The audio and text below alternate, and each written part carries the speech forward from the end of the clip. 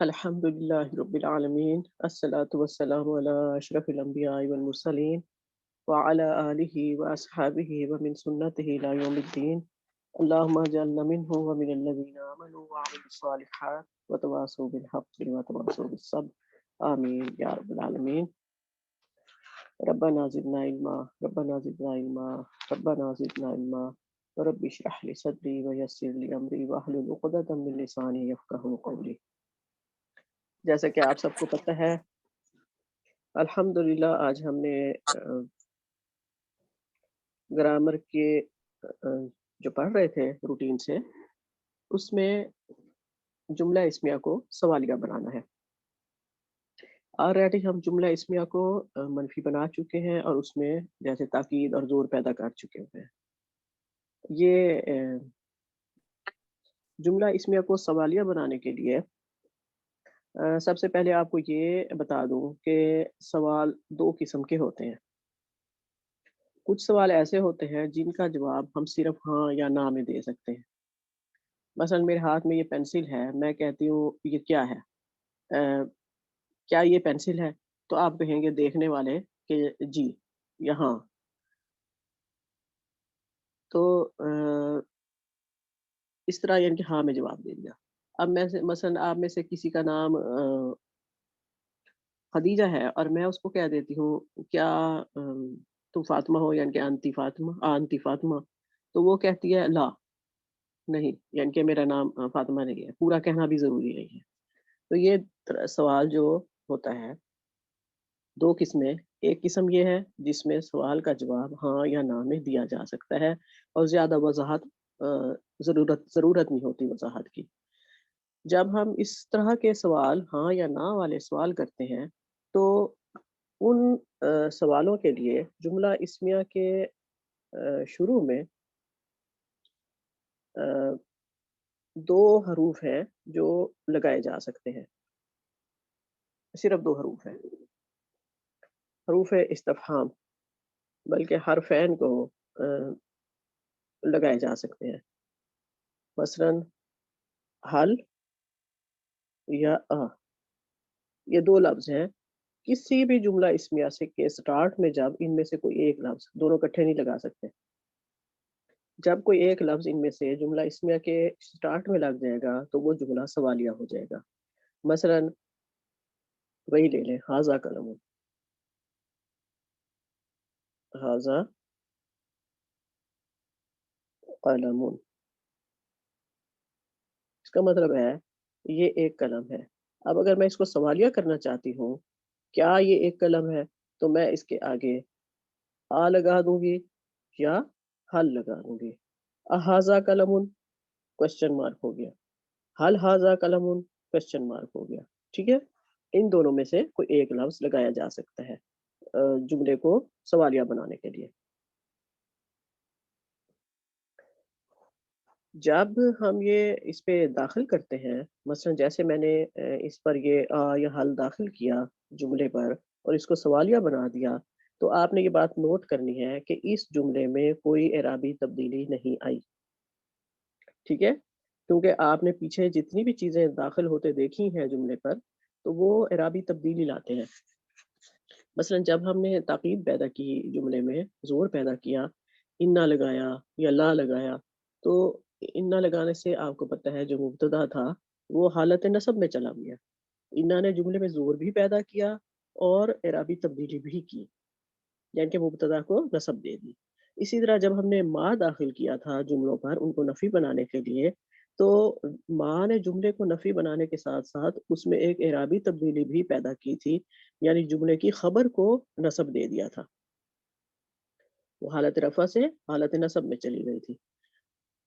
اس طرح مختلف چیزیں جب ایڈ ہوتی ہیں جملے پر تو وہ جملوں میں اعرابی تبدیلی لاتی ہیں، لیکن جب یہ حروف استفہام ایڈ ہوتے ہیں تو یہ جملے میں کوئی اعرابی تبدیلی نہیں لاتے۔ اب مثلا جیسے ہم شروع سے ہی زید پہ پریکٹس کر رہے ہیں، مثلا زید سمپل جملہ اسمیہ ہے، زیدن सालिहुन। तो आप इसके आगे अब मैं ये कहती हूँ مثلا ज़ैद, ये सिंपल जुमला है, ज़ैद नेक है। अब मैं कहती हूँ क्या ज़ैद नेक है? तो इससे पहले आ या हल, कोई भी कोई भी चीज़ लगा सकते हैं। आ या हल। आ ज़ैदुन सालिहुन, हल ज़ैदुन सालिहुन, कोई भी लगा सकते हैं। ये हो गए हरूफ़ इस्तिफ़हाम।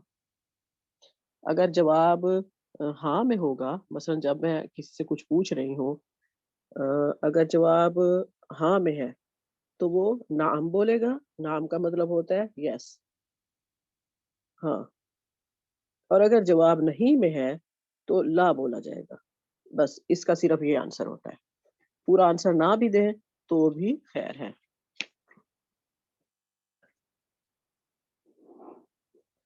अब जो ये हरूफ़ इस्तिफ़हाम थे, सिर्फ़ 2 हैं। अब हमने करने हैं असल चीज़ जो है, वो इस्माए इस्तिफ़हाम है।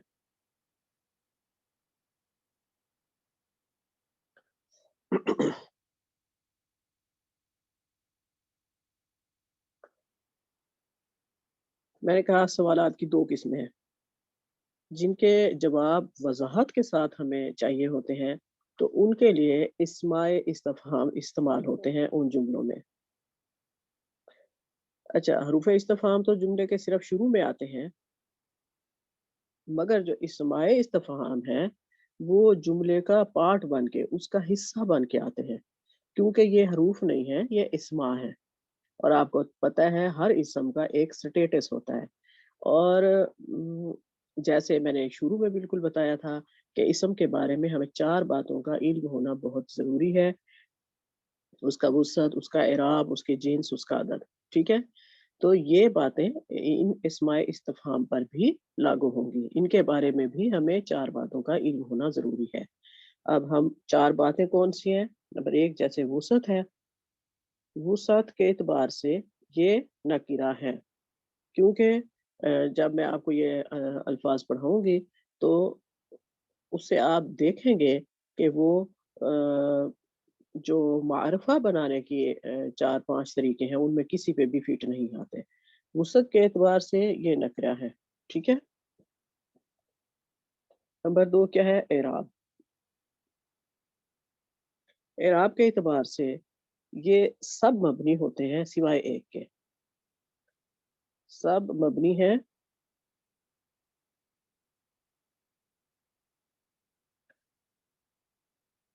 सिवाय एक के। वो आगे बताऊँगी कौन-सा है। अच्छा, ये ख़ास बात बता दूँ, अगरचे ये इस्माए इस्तिफ़हाम जो है नकरा होते हैं, नाकिरा हैं, मगर ये मुब्तदा बनकर आते हैं। क्यों आते हैं मुब्तदा बनकर? इसकी 2 रीज़न्स बताते हैं यानी कि जो एक्सपर्ट्स हैं। एक ये कि इसलिए ये नकरा है होने के बावजूद मुब्तदा बन सकते हैं क्योंकि इन्होंने फ़िक्रे के शुरू में आना होता है। ये बात मस्ट है। ये फ़िक्रे के शुरू में ही आते हैं। इसलिए चाहे ये नकरा भी हैं, ये मुब्तदा बन जाते हैं। और जब हमें पहला जुमला करवाऊँगी तो फिर उसके बाद दूसरी रीज़न भी बताऊँगी। बस आपको ये ज़हन में रखना है बेशक ये नकरा है क्योंकि ये जुमले के स्टार्ट में आते हैं इसलिए ये मुब्तदा की जगह ले सकते हैं। अब जीन्स या अदद, जीन्स और अदद दोनों चीज़ें, दोनों में जीन्स और अदद दोनों में ये सब के लिए बराबर यूज़ होते हैं। औरत मर्द है, कोई फ़र्क नहीं पड़ता। माँ औरत के साथ भी वैसे ही लगेगा और मर्द के साथ भी। और अगर वो वाहिद है, मुसन्ना है, जमा है, तो सब के साथ वही इस्म यूज़ होगा जो एग्ज़ैक्ट है क्योंकि वो मबनी है। ठीक है? जिन्स और अदद में ये सब के साथ बराबर इस्तेमाल होंगे। अच्छा, अब हम आते हैं पहले इस्म की तरफ।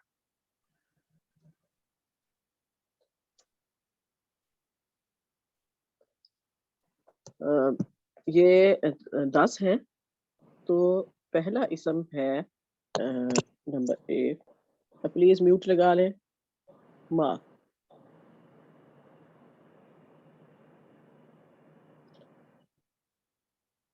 मा, इसका मतलब होता है क्या, व्हाट। अब जब हम इससे कोई छोटा सा भी सेंटेंस बनाते हैं मसलन ये क्या है, मैं कहती हूँ किसी भी चीज की तरफ पॉइंट करके ये क्या है, तो क्या होगा, ये की मा अरबी होती है हाजा। हाजा। हाँ, ये की अरबी हाजा होती है की अरबी आपको पता है इसमें है ही नहीं। है की कोई अरबी नहीं है। अब इससे पहले हम मा लगा देंगे, मा हाजा, ये क्या है, ये क्वेश्चन बन गया। अच्छा, अब ये बात खास तौर पे मसलन मा हाजा ये क्या है, उर्दू में इस तरह इसका हम तर्जुमा करेंगे। हम इसको मा हाजा को क्या है ये नहीं कह सकते, ठीक है? क्योंकि जब हम ट्रांसलेशन करते हैं तो हम उस ज़बान के रूल्स रेगुलेशंस का ख्याल करते हैं। अरबी और इंग्लिश में क्वेश्चन वर्ड पहले आता है और बाकी सेंटेंस बाद में आता है। लेकिन उर्दू में क्वेश्चन वर्ड दरमियान में आता है। पहले ये क्या है कहते हैं हम, मसलन क्या ये है नहीं कहते। और आप कौन हैं, मैं क्या हूँ, मैं क्या करती हूँ, यानी कि हम पहले इशारा या ज़मीर बोलते हैं, उसके बाद क्वेश्चन बोलते हैं, लेकिन क्वेश्चन वर्ड बोलते हैं। लेकिन अरबी और इंग्लिश में क्वेश्चन वर्ड पहले आता है।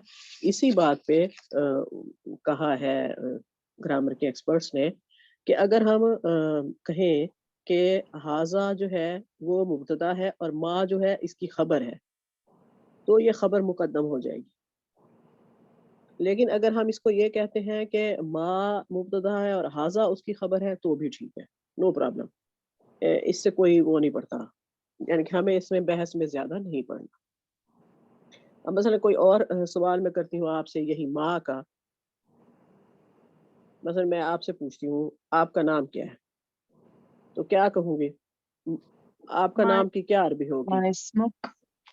इस्मु की आप है आपका नाम। अब यहाँ माँ लगा देंगे, माँ इस्मु की आपका नाम क्या है? या तुम्हारा या तेरा नाम क्या है? माँ दीनु की तुम्हारा दीन क्या है? ये है ना क्वेश्चन जब कब्र में सवाल होंगे। माँ दीनु का तुम्हारा दीन क्या है? तो जो सुनने वाला है अगर वो वाक़ई दीन इस्लाम समझता था और उस पर अमल भी करता था तो वो कहेगा दीनी अल इस्लाम, मेरा दीन इस्लाम। अगला वर्ड है मन। मन, मन का मतलब होता है कौन, हूँ। अब आपसे मैं सवाल करती हूँ, मेरे सामने कोई भी लड़की औरत बैठी है। मन अंती, मन अंती, तू कौन है? ठीक है, अगर लड़का हो तो अंता बोला जाएगा। मन अंती, तू कौन है? आप जवाब दे सकते हैं। अम, आना फातिमा, आना खदीजा, आना जो भी जिसका नाम होगा वो जवाब देगी। अब इसी तरह कब्र में एक और सवाल होगा, मन रब्बू का, होगा ना? मन रब्बू का, आपका रब कौन है या तेरा रब कौन है? रब्बी अल्लाह, जो अल्लाह को रब मानता था, उसके अहकामात मानता था, उसको मालिक खालिक मानता था, मुरब्बी मानता था, तो वही जवाब दे सकेगा। वरना बेशक मालूम सबको भी होगा तो जवाब कोई भी नहीं दे सकेगा। जवाब सिर्फ वही देंगे जो अल्लाह को रब मानते थे। या अल्लाह खैर।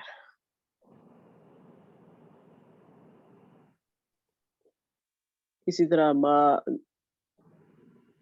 आगे रसूल का भी है।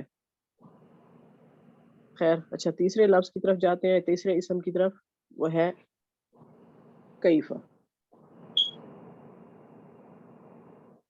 कैफ़ा, कैसे, कैसा या कैसे, कैसा कह दें, कैसा। अच्छा, फिर यही अंता अंती से ही हम बनाते हैं ताकि ईज़ी रहे ना समझने में भी और समझाने में भी। कैफ़ा अंत, कैफ़ा अंती, यानी कि आप लेडीज़ हैं तो कैफ़ा अंती कहा जाएगा। हाँ, तो कैफ़ा अंती, کیا آنسر ہوگا اس کا؟ کوئی جواب دے سکتا ہے؟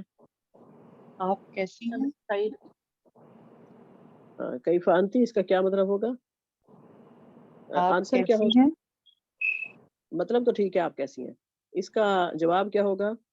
انا بخیر. ہاں بالکل ٹھیک. ویسے ہم عام طور پہ الحمدللہ بول دیتے ہیں نا، بخیر آئے گا کیونکہ با کی وجہ سے را کے نیچے کسرہ آئے گی. انا بخیر کہ میں بالکل ٹھیک ہوں، خیریت سے ہوں. اسی طرح کیف حالک، اس کا مطلب بھی، اس کا آنسر بھی یہی ہوگا، انا بخیر، تمہارا حال کیسا ہے یا تم کیسی ہو.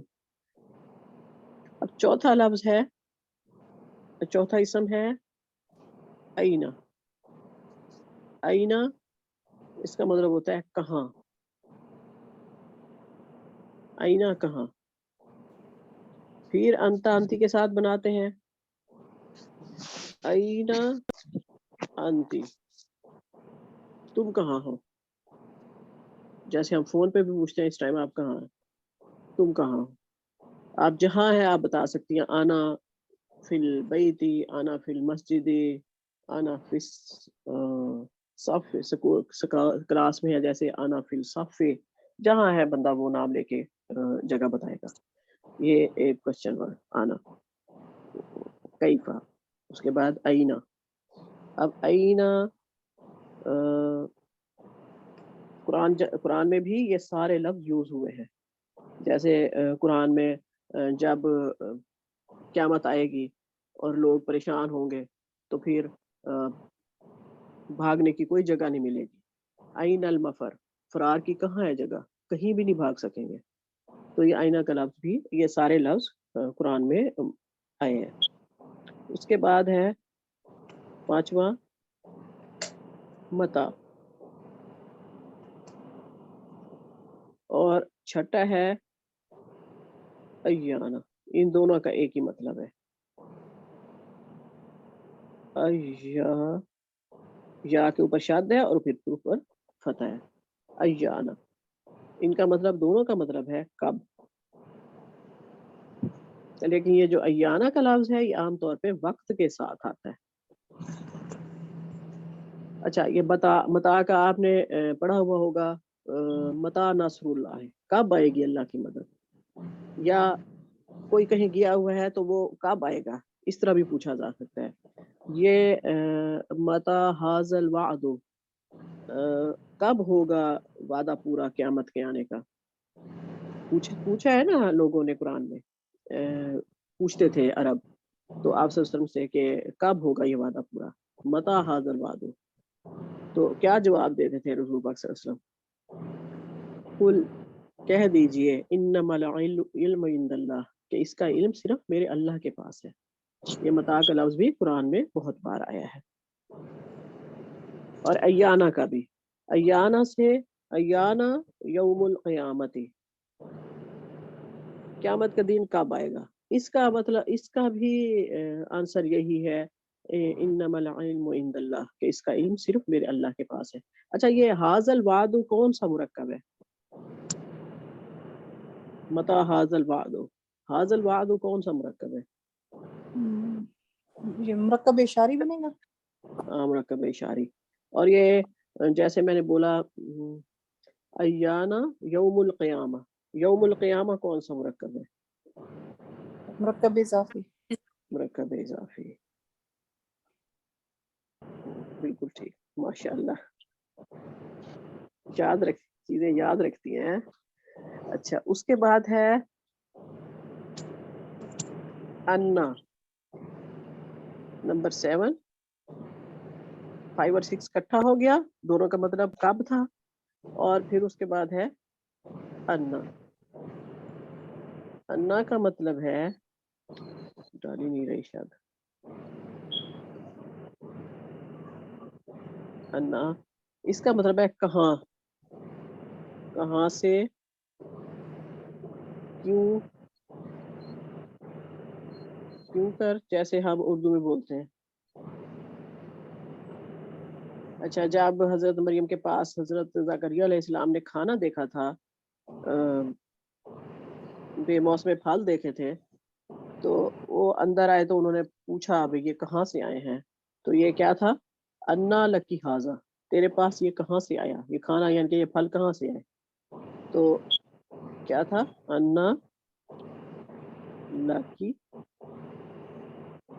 حاضا، تیرے پاس یہ کہاں سے آیا. تو کیا جواب دیا تھا حضرت مریم علیہ السلام نے، ہوا من عند اللہ، ہوا من عند اللہ، کہ یہ میرے اللہ کی طرف سے ہے. اور اسی بات کو دیکھ کر انہوں نے پھر اپنے بیٹے کے لیے دعا کی تھی کہ اگر مریم علیہ السلام کو بے موسم پھل اللہ تعالیٰ دے سکتا ہے تو مجھے بھی بیٹا دے سکتا ہے، کیونکہ اللہ تعالیٰ اسباب کا محتاج نہیں ہے. تو یہ انا کا لفظ بھی کئی جگہوں پر آیا ہے قرآن مجید میں. بھابھی اس میں جو یہ یا ہے اس چھوٹی، کا، ہاں جی، یہ جو چھوٹی یا ہے اس کو ہم انا پڑھتے ہیں، ہاں جی اس میں یا کا کوئی کریکٹر نہیں ہے، کوئی کچھ نہیں ہے. دیکھیں یہ نا رائٹنگ کی بات ہوتی ہے. اب مثلا اگر ہم اس کو الف نون اور اس کے اوپر صرف شد لگا دیتے جیسے اس طرح، اس کو ہم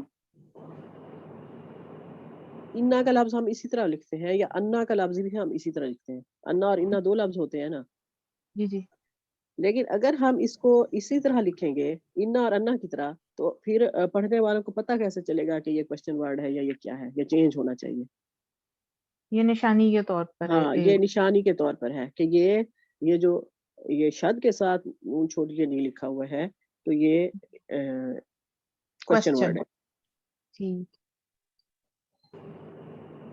اس کے بعد ہے لو، جی جی آتا ہے انا لہو ذکرا، یہ وہی وہاں پہ بھی یہ کوشچن ہاں کی جی طرح ہی. ہاں جی بالکل، وہاں بھی یہ کوشچن کے لیے، یعنی کہ ان کے لیے اس کا مطلب بنتا ہے نا ان کے لیے نصیحت کہاں سے آئی، کہاں سے نصیحت حاصل کرتے ہیں. ہمیں تو یہ حکم ہے نا قرآن سے نصیحت حاصل کرنے کا، تو جو لوگ الٹی الٹی باتیں کر رہے ہیں ان کے پاس کہاں سے آئی ہے یہ باتیں. تو یہ قرآن میں انا کا لفظ کوشچن کے طور پر کئی جگہ استعمال ہوا ہے. اس کے بعد ہے 8واں نمبر، یہ ہے ایون. اچھا ابھی میں نے آپ کو بتایا تھا نا کہ صرف ایک کے علاوہ باقی سب مبنی ہے. یہ ایون کا لفظ جو ہے اس کا مطلب ہوتا ہے کون سا، اور یہ مبنی نہیں ہے. ایون این یعنی کہ زبر زیر پیش کے ساتھ یہ استعمال ہوا ہے. اور یہ جب ایون کا لفظ آتا ہے تو یہ مضاف بن کے آتا ہے. جب کوئی چیز مضاف بن کے آ رہی ہے تو یقیناً اس کے بعد مضاف الیہ ضرور ہوگا، یہ بات آپ یقیناً جان سکتے ہیں. اب یہ جب مضاف بن کر آئے گا، جب ہم نے ایسے اس کو لکھا ہے تو اس پہ شاد کے اوپر ہم نے دو پیش ڈالنی ہے، لیکن یہ کیونکہ مضاف بن کے آتا ہے تو پھر سنگل آتی ہے. آپ کو پتہ ہے کہ مضاف پہ تنوین نہیں ہوتی، نہ تنوین ہوتی ہے نہ ال ہوتا ہے. اس پہ نہ تنوین ہوگی نہ ال ہوگا، اور اس کے بعد مضاف الیہ بھی ضرور ہوگا. اس کا مطلب ہے کون سا. اب یہ مثلا میں آپ کے پاس کوئی بک ہے اور میں کہتی ہوں کہ یہ کتاب کون سی ہے، تو میں کیا کہوں گی، ایون کتاب. ہاں یہاں کیا سائن لگاؤں گی کتاب پہ، ایون کے بعد کتابی کتابی، ایون کتابی حاضا، یہ کون سی کتاب ہے. ٹھیک ہے، بینی، سوری آواز ٹھیک نہیں آئی آپ. جیسے قرآن پاک میں آتا ہے ایو الحزبینی. ہاں وہ تو مثنیٰ ہے نا، حزبین بنے گا نا، مثنیٰ ہے نا وہ تو. ہاں جی ہاں جی. کتاب تو مفرد ہے. تو اب آپ اس کتاب کے بارے میں کہہ سکتے ہیں حاضا کتاب، حاضا کتاب السیرہ، حاضا کتاب عند اللہ، یہ اللہ کی طرف سے کتاب ہے. جیسے کوئی مشرک پوچھ رہا ہے کتاب قرآن کے بارے میں تو یہ آپ حاضا کے ساتھ ہی جواب دیں گے. لیکن ایو کتاب، یہ پلیز میوٹ لگا لیں، جب بول رہا ہوں اس وقت میوٹ کھولا کریں، ورنہ اس میں نا آواز ہوتی ہے. ایو کا لفظ کون سا یا کون سی چیز کے لیے آتا ہے؟ جیسے ابھی آپ نے آیت بولی ایو الفریقین، دو فریقوں میں سے کون سا. ٹھیک ہے، ایوکم کا لفظ بھی قرآن میں آیا ہے بار بار. تم میں سے کون، تم میں سے کون علم والا ہے، تم میں سے کون عقل والا ہے، تم میں سے کون راہ ہدایت پر ہے. ایوکم کا لفظ قرآن میں بہت دفعہ آیا ہے. تو ایو کا مطلب ہوتا ہے کون سا، کون. دیکھیں ایوکم آیا ہے نا قرآن مجید میں ایسے، یا کے نقطے ایوکم، ایو کون سا یا کون، کم تم میں سے کون. اچھا اب یہ مبنی نہیں ہے، منصرف ہے اور مضاف بن کے آتا ہے. بس اس کی دو باتیں ذہن میں رکھنی ہے. اور آپ کو پتہ ہے جب کوئی چیز مضاف ہوتی ہے تو نہ اس پہ ال ہوتا ہے اور نہ تنوین ہوتی ہے. اب اس کے بعد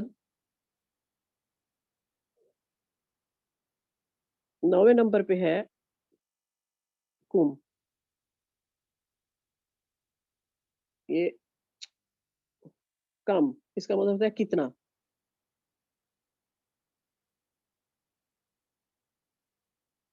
کتنا یعنی کہ کوانٹٹی کے لیے آتا ہے، ہاؤ مچ یا ہاؤ مانی. تو یہ استفہامیہ ہی ہے کم. اور تمہارے پاس مثلا کتنی کتابیں ہیں، کم کتاب عندک. آپ کی عمر کتنی ہے، کم سنتا سام عمر.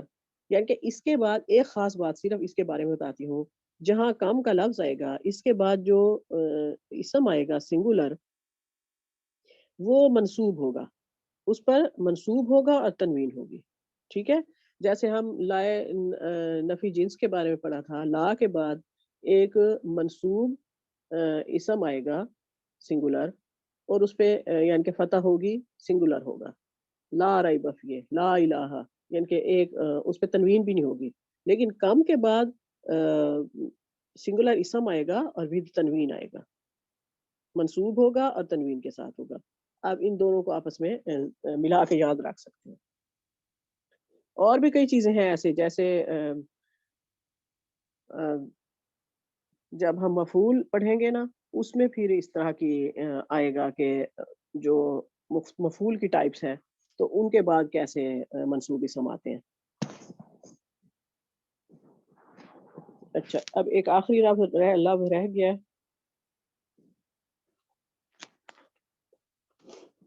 Number 10 Lima. لی لام اور میم، لیما. کیوں، کس لیے، کیوں، کس لیے. اس کے دو مطلب ہے، کیوں کے لیے بھی آتا ہے اور کس کے لیے بھی آتا ہے. قرآن مجید میں آپ نے یہ آیت پڑھی ہوگی، لما تقولون ما لا تفعلون، کہ وہ کیوں کہتے ہو جو تم کرتے نہیں ہو. یہ لما کا لفظ بھی قرآن میں بہت دفعہ استعمال ہوا ہے. یہ لام پلس میم کا مرکب ہے. کیوں، کس لیے، اس کا یہ مطلب ہے. اچھا اب جملہ اسمیہ کو ہم نے سوالیہ بنایا حروف استفہام یا اسماء استفہام کے ذریعے. ٹھیک ہے، یہ جو آج ہم نے چیپٹر کیا، آج یہ ہمارا 22واں لیکچر تھا.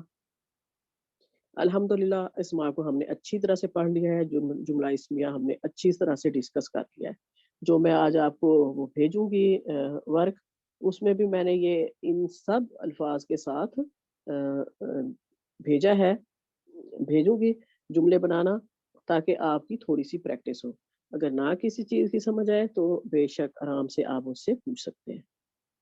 انشاءاللہ نیکسٹ ہم فعل شروع کریں گے، یعنی جملہ فعلیہ بنائیں گے. اور اللہ تعالیٰ سے یہ دعا ہے کہ جس طرح اس نے ہمارے لیے جملہ اسمیہ کو، اسم کو آسان بنایا، اسی طرح فعل کو بھی ہمارے لیے آسان بنا دے. اور وہ میں انشاءاللہ فعل پاکستان سے واپس آ کے شروع کرواؤں گی، لیکن تفسیر کی کلاس ہوتی رہے گی. ناز لے گی یا پھر طاہرہ کو بھی کہوں گی، یہ دونوں مل کے انشاءاللہ مینج کر لیں گی مہینے ڈیٹ کے لیے.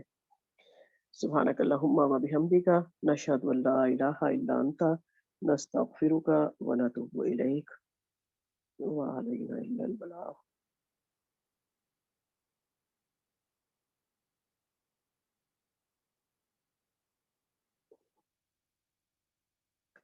اوکے، اب انشاءاللہ ہم تفسیر شروع کرتے ہیں. میرے لیے دعا کیجیے گا، اللہ تعالیٰ میرے کام آسان فرمائے. بہت بزی ہوں اور تھک بھی پہنچ جاتی ہوں.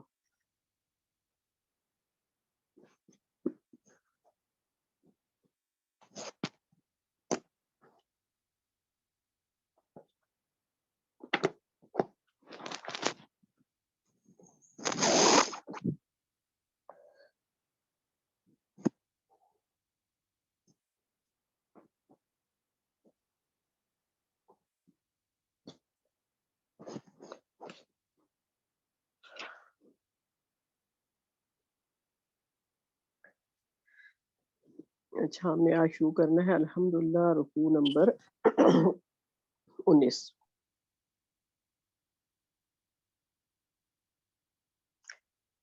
اعوذ باللہ من الشیطان الرجیم، بسم اللہ الرحمن الرحیم.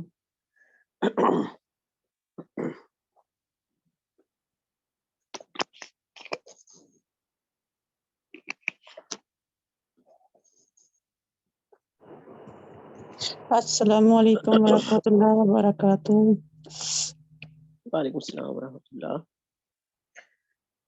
جی الحمدللہ، یہ شروع کرتے ہیں. الحمدللہ رب العالمین.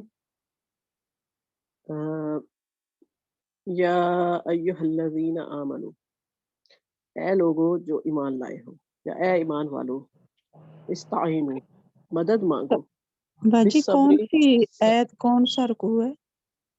رکوع نمبر 19 ہے اور آیت نمبر ہے 153، 153.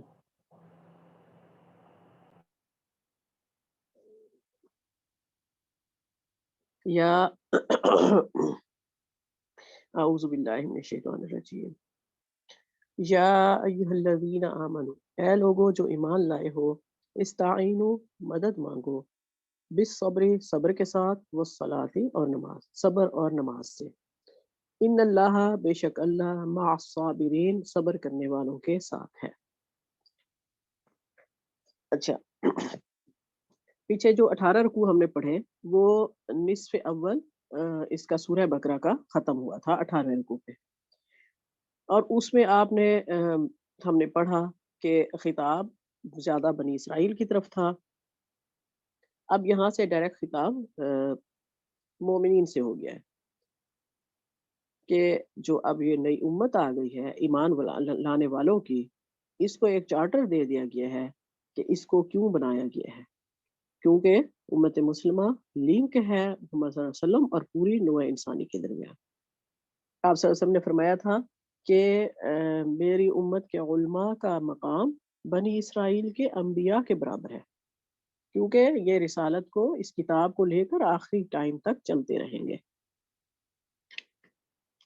اب جب شریعت کے نفاذ کی کوشش کرے گا انسان، اس میں تن من دھن لگائے گا، تو اس کو یقیناً مشکلات تو آئیں گی، مصائب تو آئیں گے، پرسیکیوشن تو ہوگی، اس کا دل بھی توڑا جائے گا، اس کو جگہ جگہ روکا بھی جائے گا، مارا پیٹا بھی جائے گا، ہر طرح کی تکلیفیں پہنچیں گی. تو اس سے پہلے جو آیت ہم نے پڑھی اس میں شکر کا حکم تھا. اب اس کے بعد اس آیت میں اللہ تعالیٰ نے نماز اور صبر سے مدد لینے کا حکم دیا ایمان والوں کو. اب اس سے مراد ایک تو یہ کہ ایمان والے صبر اور نماز سے اللہ کی مدد حاصل کریں. دوسرا اس سے صبر کی اور نماز کی اہمیت بتانا بھی مقصود ہے اللہ تعالیٰ کا، کیونکہ مومن کی زندگی میں شکر کی اور صبر کی بہت زیادہ اہمیت ہے نماز کے ساتھ. اور اللہ کی راہ میں جتنی بھی مصیبتیں انسان جھیلتا ہے، ان مصیبتوں سے ریلیکس ہونے کے لیے، ٹینشن فری ہونے کے لیے بہترین نسخہ صبر اور نماز ہے. اسی سورہ میں ہی ہم پیچھے پڑھ چکے ہیں وَاسْتَعِينُوا بِالصَّبْرِ وَالصَّلَاةِ وَإِنَّهَا لَكَبِيرَةٌ إِلَّا عَلَى الْخَاشِعِينَ کہ تم لوگ صبر اور نماز سے مدد لو، یہ نماز اللہ کے لیے عاجزی اختیار کرنے والوں کے علاوہ باقی لوگوں پر بھاری ہوتی ہے۔ یقیناً اب دیکھا ہے ہم خود اپنی آنکھوں سے دیکھتے بھی ہیں، سنتے بھی ہیں کہ جی ہم سے صبح نماز کے لیے اٹھا نہیں جاتا، یا کون اب جائے اٹھے وضو کرے اور نماز پڑھے۔ لیکن جو اللہ کے نیک بندے ہوتے ہیں، جو ایمان والے ہوتے ہیں ایکچوئل، وہ کبھی بھی نماز کو اپنے لیے بھاری نہیں سمجھتے۔ یقین کیجیے اگر تھکے ہوئے بھی ہو نا تو تھکاوٹ دور کرنے کا بھی بہترین طریقہ، بہترین ذریعہ نماز ہے۔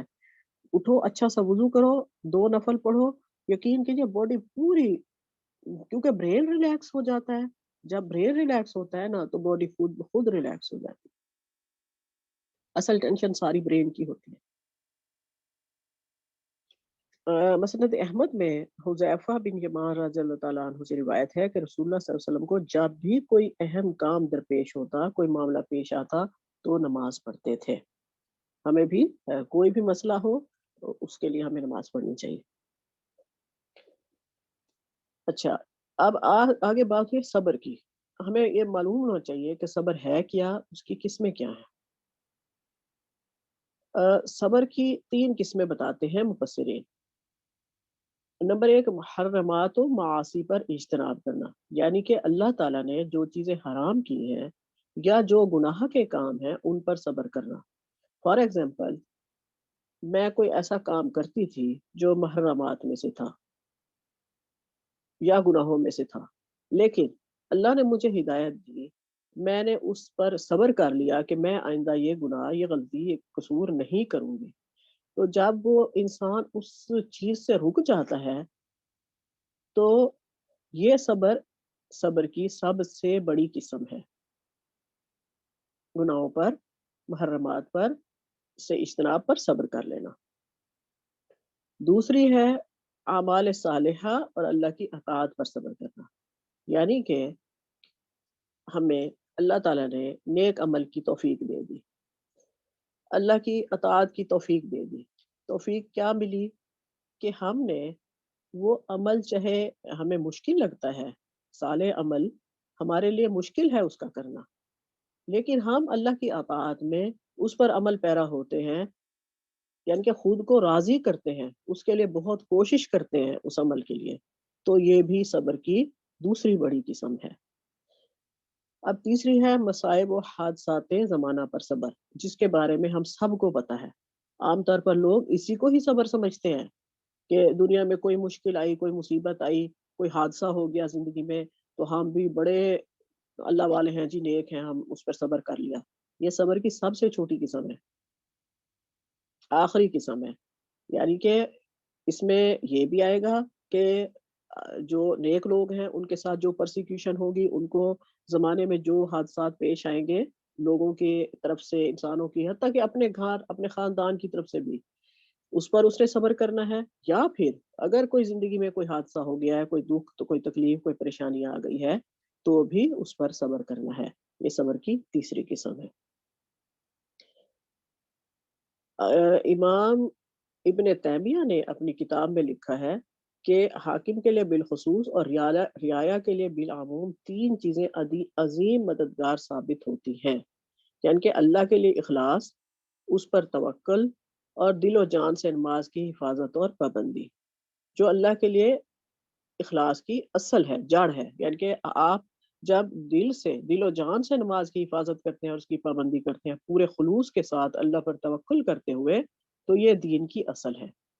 دوسری ہے مخلوق کے ساتھ بھلائی کرنا اور زکوٰۃ دینا، یعنی کہ صدقہ، خیرات اور اللہ کے بندوں کے ساتھ بھلائی کرنا۔ اور تیسرا تکلیف، مصیبت اور حادثات زمانہ کے وقت صبر کرنا، یعنی کہ جو بھی مشکلات یا مصائب ہمیں زندگی میں آتی رہتی ہیں ان پر صبر کرنا۔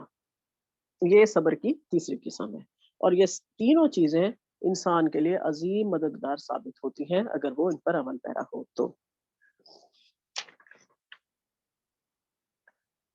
پھر اللہ تعالیٰ نے ساتھ ہی یہ کہا ان اللہ مع الصابرین، کہ بے شک اللہ صبر کرنے والوں کے ساتھ ہے۔ اب یہ دیکھیں یہ کتنی بڑی خبر دے رہا ہے اللہ تعالیٰ، بلکہ خوشخبری دے رہا ہے صبر کرنے والوں کو کہ میں تمہارے ساتھ ہوں۔ اب اللہ تعالیٰ کے ساتھ کی دو قسمیں ہیں، ایک معیت خاصہ ہے، یعنی کہ خاص قسم کا ساتھ اللہ تعالیٰ کا، جو اللہ کی محبت اور اس کی کامیابیاں، اس کی طرف سے نصرت اور اس کے قرب کے بارے میں ہے، یعنی کہ جو اللہ تعالیٰ نے صبر کرنے والوں کو کہا، یعنی کہ صبر کرنے والوں کو اللہ تعالیٰ نے اس اسپیشل قسم کی معیت کا، معیت خاصہ کا اظہار کیا ہے کہ میں ان سے محبت کرتا ہوں، ان کی مدد کروں گا اور ان کے ساتھ رہوں گا۔ اس سے بڑھ کر کوئی فضیلت ہو ہی نہیں سکتی انسان کے لیے۔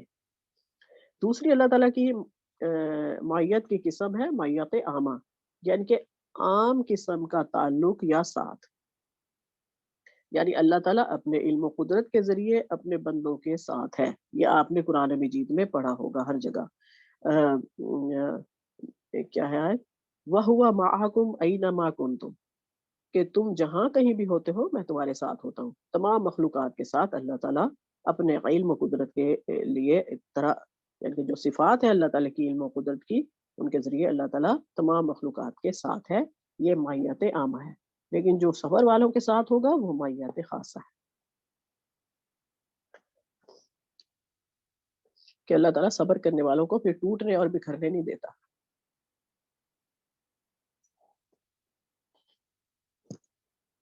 اعوذ باللہ من الشیطان الرجیم۔ ولا تقولوا، اور نہ تم کہو، لمن، لیے من جو، یقتل، قتل کیے گئے یا مارے گئے، فی سبیل اللہ، اللہ کے راستے میں، اموات، مردہ، جو اللہ کی راہ میں مارے جائیں انہیں مردہ نہ کہو، بل احیاء، بلکہ وہ زندہ ہیں، ولیکن، اور لیکن، لا تشعرون، تم اس کا شعور نہیں رکھتے، یعنی کہ ان کی زندگی کا شعور ہمارے پاس نہیں ہے کیونکہ ہم اس جگہ تک پہنچے نہیں ہیں۔ اچھا، اب جب اللہ کی اطاعت پر صبر کرنے کی بات ہو رہی تھی، اچھا یہ آیات جو ہوتی ہیں نا یہ آپس میں انٹر لنک ہوتی ہیں۔ کبھی کبھی ہم یہ پڑھتے ہوئے یہ دیکھتے ہیں کہ بالکل درمیان میں کوئی ایسی آیت آئی جو ہمیں فیل ہوا کہ یہ موضوع سے بالکل ہٹ کر تھی، لیکن وہ بھی موضوع سے ہٹ کے نہیں ہوتی، وہ تفسیر کرنے کے بعد پتہ چلتا ہے کہ یہ آیت موضوع سے ہٹ کے نہیں تھی۔ اب یہاں صبر کی بات ہو رہی تھی، تو صبر کا جو عظیم ترین نمونہ ہے وہ اللہ کی راہ میں جہاد کرنا ہے۔ یعنی کہ جو ہم کوششیں کر رہے ہوتے ہیں، یہ بھی جہد ہے نا، جد و جہد کا لفظ اردو میں بھی ہم پڑھتے ہیں۔ تو سب سے بڑی کوشش کیا ہے؟ وہ جہاد ہے۔ جب انسان اپنے خالق کی، اپنے مالک کی مرضی، اس کی رضا کی خاطر اس کے راستے میں اپنی عزیز ترین شے، یعنی کہ اپنی جان کی قربانی دیتا ہے۔ در حقیقت یہ جو جان ہے ہماری، یہ دی ہوئی تو اللہ کی ہی ہے، اور ہمیں بہت عزیز ہے۔ کائنات میں ہر چیز سے زیادہ ہمیں اپنی جان عزیز ہے، یعنی کہ اللہ تعالیٰ کی دی ہوئی تمام چیزوں میں انسان کو سب سے زیادہ محبوب، سب سے زیادہ عزیز اس کی اپنی جان ہوتی ہے۔ تو اس جان کو جب اللہ کی راہ میں وہ قربان کرتا ہے، وہ دینے کے لیے نکلتا ہے، تو پھر کیا ہے؟ یقیناً یہ اس کی طرف سے عظیم صبر ہے۔ شہداء کے لیے آپ کو پتہ ہے کہ یوم آخرت تک انتظار نہیں ہوگا، یعنی کہ ان کا عالم برزخ نہیں ہے شہداء کا، وہ ڈائریکٹ جنت میں داخل کر دیے جائیں گے۔ اس کا بھی ہمیں شعور نہیں ہے۔ کچھ میں نے یہی تفسیر میں ہی کہیں پڑھا تھا کہ وہ پرندوں کی شکل میں ہوں گے، چھوٹے چھوٹے پرندے ہوں گے، اور وہاں جنت میں گھومتے پھرتے ہیں اور قندیلوں میں بیٹھتے ہیں اور وغیرہ وغیرہ، ایسے کچھ تھوڑا سا کہیں آگے انشاءاللہ آئے گا، اس طرح کا میں نے پڑھا تھا۔ تو اسی لیے جب انسان اپنی جان دینے کے لیے تیار ہو جاتا ہے، تو یہ جان دی ہوئی اسی کی ہی تھی، حق تو یہ ہے کہ حق ادا نہ ہوا، یعنی کہ جان دے کے بھی ہم اللہ کا حق ادا نہیں کر سکتے۔ اس لیے اللہ تعالیٰ نے شہید کو کیا کیا ہے؟ اس دنیاوی زندگی سے افضل و اعلیٰ زندگی دینے کا وعدہ کیا، مومنین کو منع کیا کہ وہ شہیدوں کو مردہ کہیں، کیونکہ مردہ کہنے کی ہمیں اجازت ختم کر دی اللہ تعالیٰ نے۔ وہ اپنے رب کے پاس زندہ ہیں، اس کے پاس رزق پاتے ہیں، ان کی زندگی کا ہمیں شعور نہیں ہے، انبیاء بھی اور شہداء بھی، کیونکہ ہمارے شعور کرنے یا نہ کرنے سے اللہ کے جو حقائق ہیں وہ بدلتے نہیں ہیں۔ قرآن مجید میں ہی اللہ تعالیٰ نے دوسری جگہ فرمایا ہے بل احیاء عند ربهم یرزقون، یعنی وہ زندہ ہیں، بلکہ وہ زندہ ہیں، انہیں اپنے رب کی طرف سے روزی مل رہی ہے، ہمیں نہیں پتا وہ کھاتے نہیں ہیں یا انہیں حاجت نہیں ہوتی یا کیا بات ہے، اللہ بہتر جانتا۔ اب اس آیت سے ہمیں کیا پتا چلا کہ برزخ کی زندگی ہے، اور جو برزخ کی زندگی ہے وہ دنیاوی زندگی سے افضل ہے اور اکمل ہے۔ کچھ لوگ اس پہ انکار کرتے ہیں کہ زندگی سے۔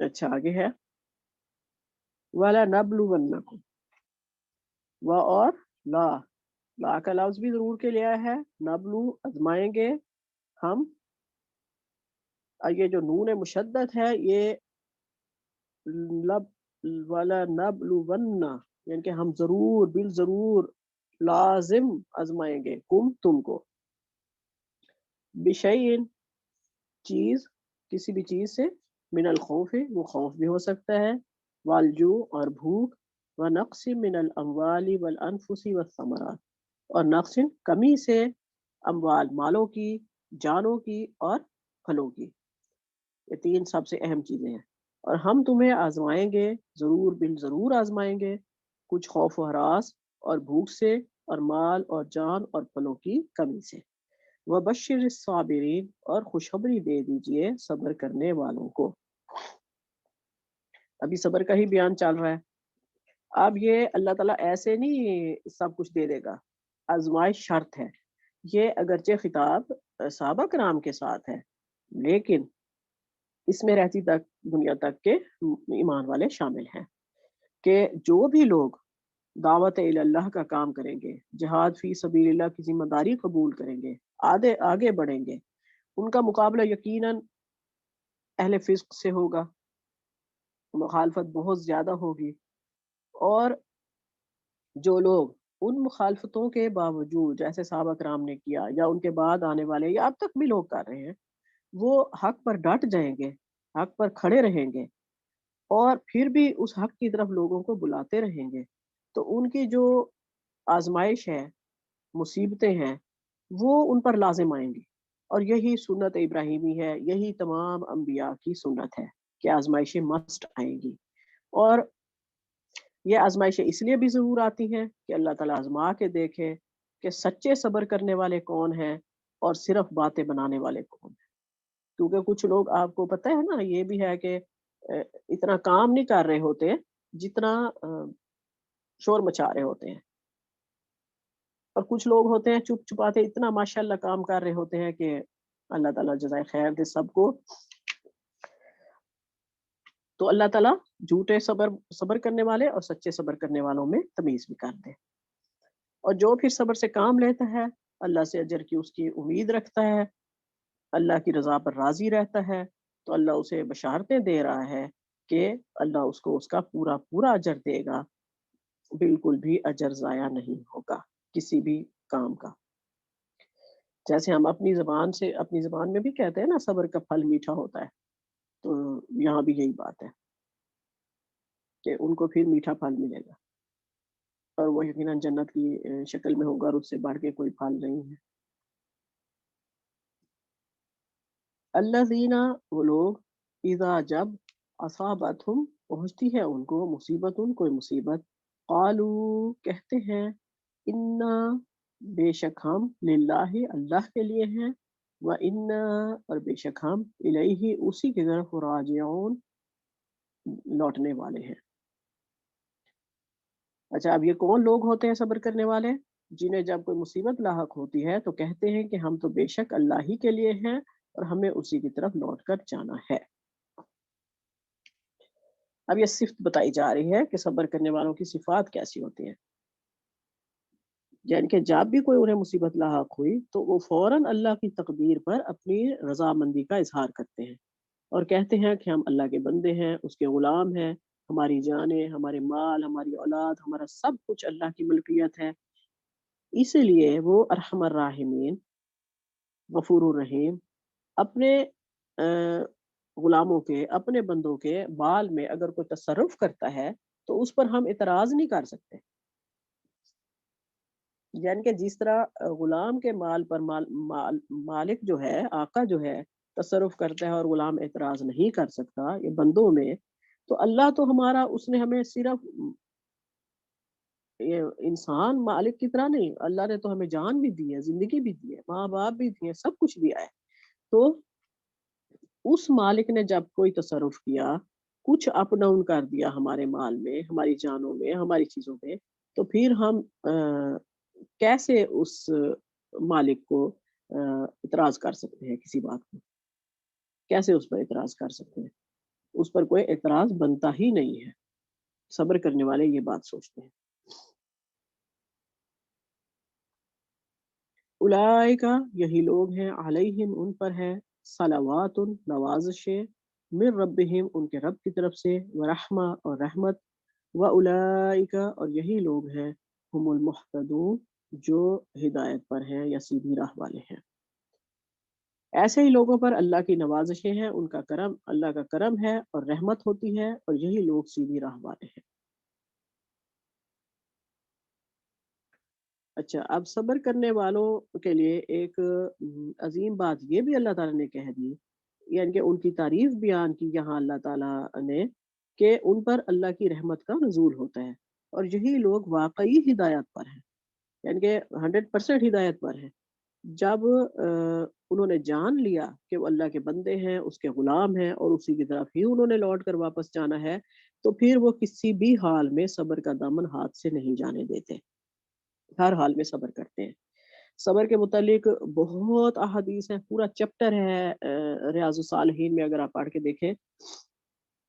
یہاں صرف ایک حدیث بیان کر دوں گی کہ حضرت ابو سعید اور حضرت ابو ہریرہ رضی اللہ عنہما سے روایت ہے کہ رسول اللہ صلی اللہ علیہ وسلم نے فرمایا، مسلمان کو جب بھی کوئی پریشانی یا کوئی حزن و ملال یا کوئی غم اور تکلیف لاحق ہوتی ہے، حتیٰ کہ ایک کانٹا بھی چبھتا ہے، تو اللہ تعالیٰ اس کے بدلے اس کے گناہوں کو مٹا دیتا ہے۔ اور دیکھیں ہم روزانہ کتنے چھوٹے بڑے گناہ غلطیاں کرتے رہتے ہیں، اگر ہم صبر سے کام لیں تو یقیناً اللہ تعالیٰ اپنے فضل و کرم سے، اپنی رحمت سے ہمارے گناہ ساتھ کے ساتھ ہی ڈیلیٹ کرتا جائے گا، انشاءاللہ، ضرور۔ اچھا، اگلی آیت ہے، ان الصفا والمروہ، بے شک صفا اور مروہ، من شعائر اللہ، اللہ کے شعائر میں سے ہے، اللہ کے نشانات میں سے ہے۔ فمن حج البیت، بس جو کوئی حج کرے، بیتا اس گھر کا، یعنی کہ اللہ کے گھر کا، اوے عمرہ، یا پھر کوئی عمرہ کرے، فلا جناح، پس نہیں ہے کوئی گناہ، علیہ اس پر، ان یطوف، کہ وہ طواف کرے، بہما ان دونوں کا، ومن تطوع خیرا، ومن، اور جو کوئی تطوع طواف کرے، خیرا بہتر ہے، فإن اللہ، پس ومن تطوع خیرا، پس جو کوئی خوشی سے خیرا بھلائی کا کام کرے، فإن اللہ، پس بے شک اللہ، شاکر علیم، شکر کا بدلہ دینے والا اور جاننے والا ہے۔ اچھا، یہاں یہ بات بتا دوں، شاکر کا لفظ جب انسان کے لیے آئے گا تو اس کا مطلب یہ ہوگا کہ ہم اللہ کا شکر ادا کرتے ہیں، شکر کرنے والا ہے یہ انسان، شاکرہ کہے یا شاکر کہے۔ لیکن جب یہ اللہ کے لیے آئے گا تو اس کا مطلب یہ ہوگا کہ اللہ ہمارے شکر کا بڑا بدلہ دینے والا ہے، اس سے بڑھ کر کوئی ہمارے شکر کا بدلہ دینے والا نہیں ہے۔ بے شک صفا اور مروہ اللہ کے مقرر کردہ نشانات ہیں، اس لیے جو کوئی بیت اللہ کا حج کرے یا عمرہ کرے، اس کے لیے کوئی گناہ کی بات نہیں کہ ان دونوں کے درمیان طواف کرے، اور جو شخص اپنی خوشی سے کوئی کار خیر کرے گا تو اللہ اس کا اچھا بدلہ دینے والا اور بڑا جاننے والا ہے۔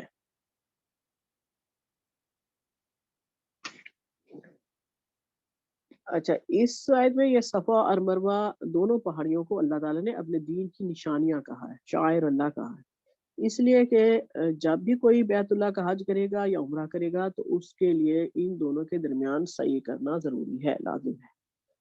इसका आयत का शान नुज़ूल कुछ इस तरह बताया जाता है, 2-3 बातें हैं, वो बता देती हूँ क्योंकि आपको पता है कि इस्लाम से पहले अरब यहाँ हरम में तवाफ़ भी करते थे और सई भी करते होते थे। लेकिन क्योंकि उनकी नीयत बुतों की उससे होती थी, जिस तरह हरम को पाक किया गया, इस तरह सई को भी पाक कर दिया गया बुतों से। औस और खज़रज के लोग इस्लाम से पहले मनाता बूत की परस्तिश करते थे, जो मकामे मशल में था। मशलल पता नहीं कौन-सी जगह है और उसका तलबिया पढ़ते थे। तलबिया का मतलब होता है आपको पता है हम तलबिया पढ़ते हैं लब्बैक अल्लाहुम्मा लब्बैक ला शरीका लक लब्बैक। वो उस तरह बुतों का नाम लेते थे बीच में।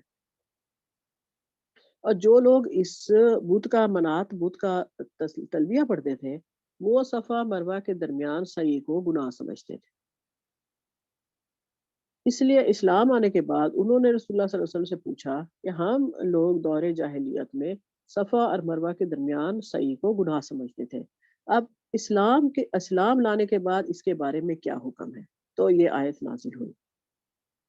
दूसरी रिवायत है कि कुछ लोग सफ़ा और मरवा के दरमियान सई दौरे जाहिलियत का अमल समझते थे और अंसार के कुछ लोगों ने कहा कि हमें अल्लाह ताला ने बैतुल्लाह का तवाफ करने का तो हुक्म दे दिया है, लेकिन सफ़ा और मरवा के दरमियान सई का हुक्म नहीं दिया। तो ये आयत नाज़िल हुई। एक और रिवायत है कि सफ़ा और मरवा दोनों पहाड़ों पर, अब आप ये अच्छी तरह से जानते हैं कि वहाँ बहुत सारे कबीले थे, हर एक के अपने-अपने बुत थे जिन माबूद बनाए हुए थे, तो उनके अपनी-अपनी कुछ रूल्स रेगुलेशंस भी उन्होंने अपनी तरफ से फिट की हुई थी। अब देखें जैसे ये औस और खज़रज के लोग जो मनाता बुत की परस्तिश करते थे, वो सई को गुनाह समझते थे। गुनाह क्यों समझते थे? क्योंकि वहाँ सई दूसरे लोगों के बुतों की वजह से हो रही थी, तो वो उनके माबूदों को कैसे मानते? अगर मानते तो फिर अपना माबूद छूटता था, तो यकीनन गुनाह की बात थी उनके। क्योंकि अब ये देखें जो बता रही हूँ रिवायत, उसमें सफ़ा मरवा दोनों पहाड़ों पर एसाफ और नाइला नाम के 2 बुत रखे हुए थे। यानी कि एक बुत एक पहाड़ी पर था, तो दूसरा दूसरी पहाड़ी पर। और एक जगह मैंने ये पढ़ा था कि ये दोनों खामद-बीवी के बुत थे।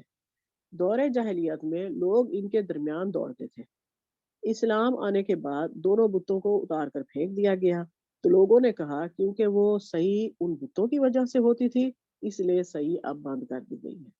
तो अल्लाह ताला ने ये आयत नाज़िल फरमाई। इनफैक्ट आप सब लोग जानते हैं कि ये सही हम क्यों करते हैं। हज़रत अबू बकर बिन अब्दुर्रहमान से रिवायत है कि मुमकिन है ये इन तमाम ही किस्म के लोगों के बारे में ये आयत उतरी हो। सही मुस्लिम में जाबिर बिन अब्दुल्लाह रज़ियल्लाहु तआला अन्हुमा की रिवायत है कि रसूलुल्लाह सल्लल्लाहु अलैहि वसल्लम ने बैतुल्लाह के तवाफ के बाद सफ़ा और मरवा के दरमियान सई की और फरमाया सई करो, क्योंकि अल्लाह ताला ने तुम्हारे ऊपर सई को वाजिब कर दिया है। आपको पता है सई के बगैर उम्रा नहीं होता। और हज़रत आयशा रज़ियल्लाहु अन्हा से रिवायत है कि सफ़ा और मरवा के दरमियान तवाफ अल्लाह के रसूल सल्लल्लाहु अलैहि वसल्लम की सुन्नत है, इसलिए किसी के लिए उसको छोड़ना जायज़ नहीं है।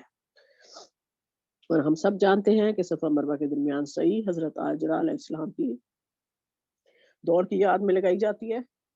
जब हम पहली बार उम्रे पे गए, तो मैं आराम-आराम से चल रही थी, तो मेरे हस्बैंड साहब को वहाँ से दौड़ना पड़ता था, क्योंकि वो शायद नशेब की जगह थी उस वक़्त, पहाड़ थे आपको पता है उस वक़्त कोई इस तरह फर्श तो नहीं लगे हुए थे संगे मरमर के।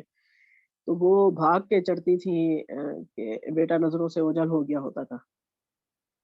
तो मुझे कहते हैं भागी एक औरत थी और अब देखो अब सारी दुनिया के मर्दों को भागना पड़ता है। तो वही हरम में ये बात हुई। तो मैंने हँस के कहा मैंने कहा भागी किसके लिए थी? छोड़ा किस लिए था? औरत बेचारी तो कुर्बानियाँ देती आई है और हमेशा देती रहेगी।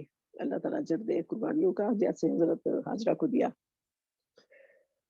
पता है आपको कि खाना-पानी सब खत्म हो गया था, तो वो इज़्तिराब की हालत में, परेशानी के आलम में अल्लाह ताला से दुआ भी माँग रही थी और पहाड़ों के दरमियान दौड़ भी रही थी।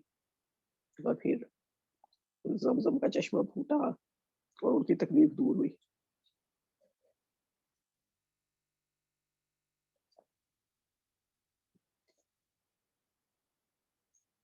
इसलिए जब सही कर रहे हो, उस वक्त अपने दिल में ये सोचे कि मैं भी उसी तरह मोहताज हूँ, जिस तरह हजरत हाजरा थी, मैं भी उसी तरह बेचैन हूँ, अपनी परेशानी, अपनी बेचैनी सही के दौरान इस तरह फीलिंग्स रखें, ताकि जब हम भी वो सही करके हटें तो हमारी भी सारी परेशानी और तकलीफें दूर हो चुकी हैं।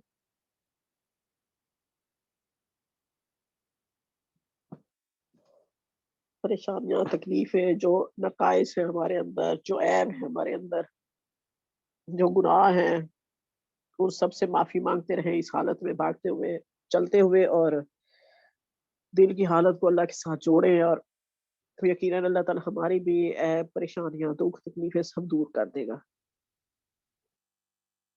अगली आयत की तरफ आते हैं। इन्नल्लज़ीना, बेशक जो लोग यक्तुमूना, छुपाते हैं, मा अंज़लना, जो हमने नाजिल किया, मिनल बय्यिनाति, निशानियों में से, वल हुदा, और हिदायत, मिन बादी, इसके बाद, मा बय्यन्नाहु, जो हमने खोल दिया उसको, लिन्नास, लोगों के लिए, फिल किताबी, किताब में, उलाइका, यही लोग हैं, यलअनहुमुल्लाहु, लानत की है उन पर अल्लाह ने, व यलअनहुमुल्लाइनून, और उन पर लानत करते हैं लानत करने वाले। अस्तगफिरुल्लाह।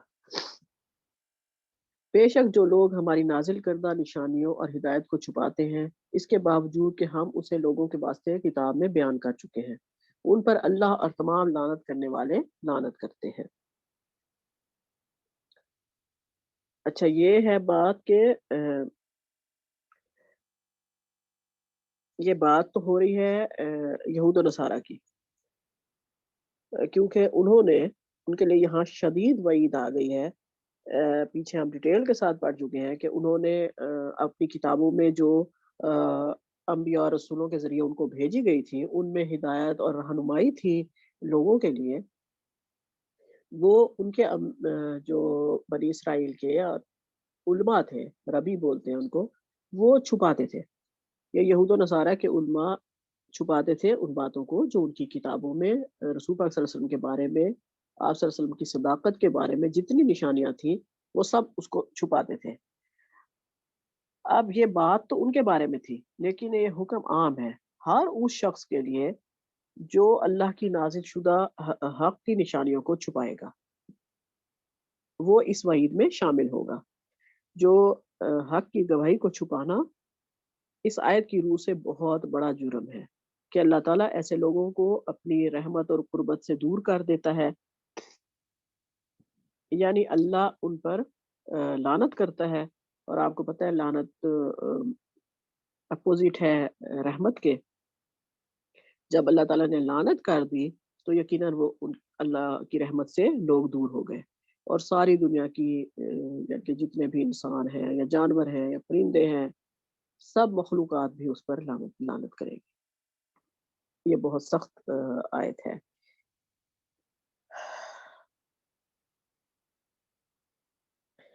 अब जो आयत करते हैं, इल्लल्लज़ीना, बेशक जो लोग ताबू, तौबा कर ली, व अस्लहू, और इस्लाह कर ली, व बय्यनू, और बयान कर दी, यानी हक बात खोल दी, फ़उलाइका, बस यही लोग हैं, अतूबु अलैहिम, अतूबु, मैं तौबा कबूल करूंगा, अलैहिम, उनकी, व अना, और बेशक मैं, तव्वाबुन, तौबा कबूल करने वाला हूँ, रहीमुन, रहम करने वाला हूँ। लेकिन जिन लोगों ने तौबा कर ली और अपनी इस्लाह कर ली और हक बात लोगों के सामने खोलकर बयान कर दी, मैं उनकी तौबा कबूल करूंगा, और मैं बड़ा तौबा कबूल करने वाला और रहम करने वाला हूँ। अच्छा, पिछली आयत में जो वईद थी, अब उसी वईद से रिलेटेड ये आयत है कि जो लोग पहले तो उन्होंने हक की बातों को छुपाया, यानी कि चाहे वो यहूद नसारा थे या चाहे अब के मुसलमानों की बात हो रही है, कि पहले तो किसी ने छुपाया उन हकाइक को, लेकिन फिर उसने अपने गुनाहों से तौबा कर ली और अपनी इस्लाह कर ली, और हक की जो बात उसने छुपाई थी उसको लोगों के सामने बयान कर दिया, तो अल्लाह उसकी तौबा कबूल कर लेगा। बेशक अल्लाह तौबा कबूल करने वाला और रहम करने वाला है। اور آپ کو پتہ ہے توبہ کا در کھلا ہے، وہ چاہے اس کتمان حق کی بات ہو یا کوئی بھی گناہ ہو، تو سکرات الموت سے پہلے پہلے تک انسان توبہ کر کے اللہ کی طرف پلٹ سکتا ہے۔ ہر گناہ کی معافی ہے سوائے شرک کے۔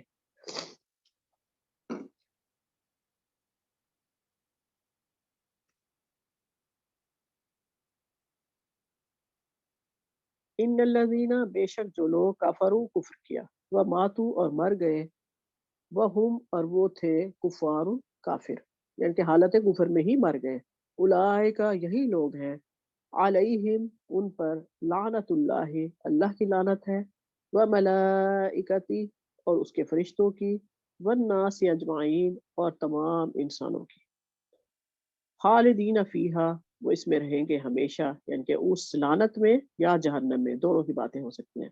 لا یخفف نہیں ہلکا کیا جائے گا، عنہم ان سے، العذاب عذاب، ولا ہم اور نہ ان سے ان پر ینظرون نظر کی جائے گی۔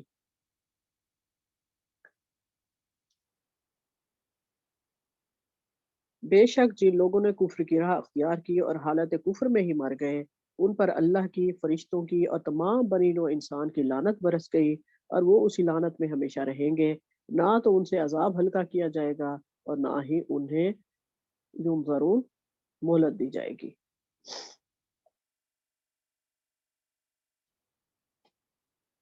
اچھا، ابھی اس آیت میں اللہ تعالیٰ نے جو انکار کرے گا، یعنی کہ اللہ کا انکار کرے گا، اس کے رسولوں کا انکار کرے گا، اور اسی حالت میں اس کی موت آ جائے گی، تو اس پر اللہ کی، اس کے فرشتوں کی اور تمام بنی نوع انسان کی لعنت واقع ہو جائے گی، کنفرم، اور جہنم اس کا ہمیشہ ہمیش کے لیے ٹھکانہ ہوگا، نہ تو اس کے عذاب میں کوئی کمی ہوگی اور نہ ہی اللہ اس پر رحمت کی نظر ڈالے گا۔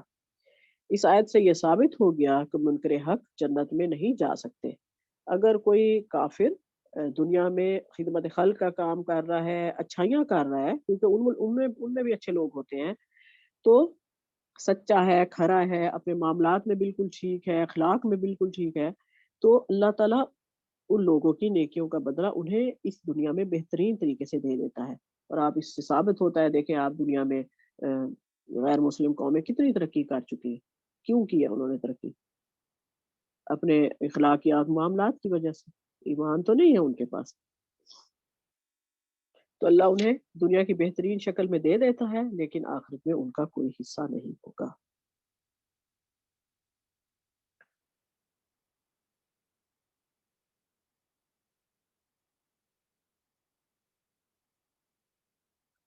اب آخری آیت ہے اس رکوع کی، وَإِلَٰهُكُمْ إِلَٰهٌ وَاحِدٌ، اور الہ معبود، تم تمہارا، الہ معبود ہے، واحد ایک ہی، اور تمہارا معبود صرف ایک ہی معبود ہے، لا الہ نہیں کوئی معبود، الا ہو سوائے اس کے، الرحمن رحیم رحم کرنے والا ہے، مہربان ہے، اور الرحیم رحم کرنے والا ہے۔ اور تم سب کا معبود ایک اللہ ہے، اس کے سوا کوئی معبود نہیں، وہ نہایت مہربان اور نہایت رحم کرنے والا ہے۔